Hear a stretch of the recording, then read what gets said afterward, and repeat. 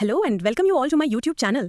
Today we'll learn about otosclerosis treatment part 2, about stapedectomy surgery, its complications and management.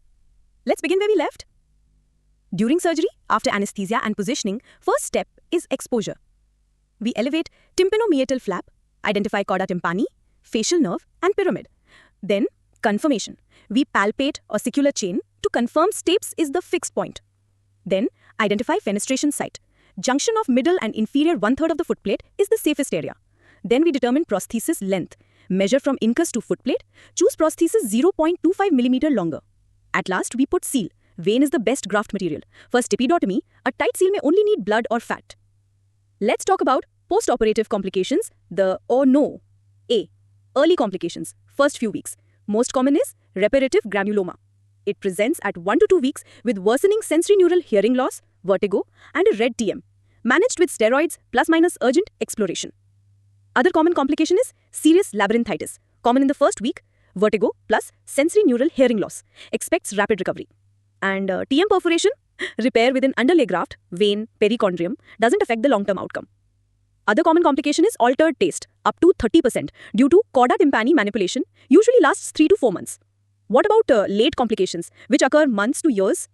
Perilymph fistula presents with fluctuating hearing, vertigo, positive fistula test. Highest risk with gel foam use, requires revision. And conductive hearing loss, recurrence. Most common cause is prosthesis displacement, 36%. Second most cause is incus necrosis or erosion. Others are bony regrowth and fibrous adhesions. Delayed sensorineural hearing loss can be idiopathic from barotrauma or progressive otosclerosis. Delayed facial palsy, days 4 to 10, always resolves completely. Thought to be viral or inflammatory. Thus, post-operative follow-up is essential with early visits and annual checkups, and patients must be advised to immediately report any hearing drop, tinnitus, vertigo, or symptoms of endolymphatic hydrops or perilymphatic fistula. Intra-op stapedectomy complications are floating footplate and perilymph gush.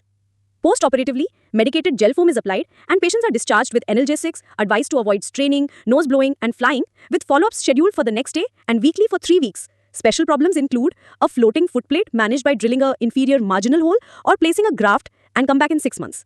In obliterative otosclerosis, the footplate's location is identified by the crura and facial canal, thinned until a blue line appears and then a prosthesis is applied. Stapedotomy is preferred. Perilymph gush.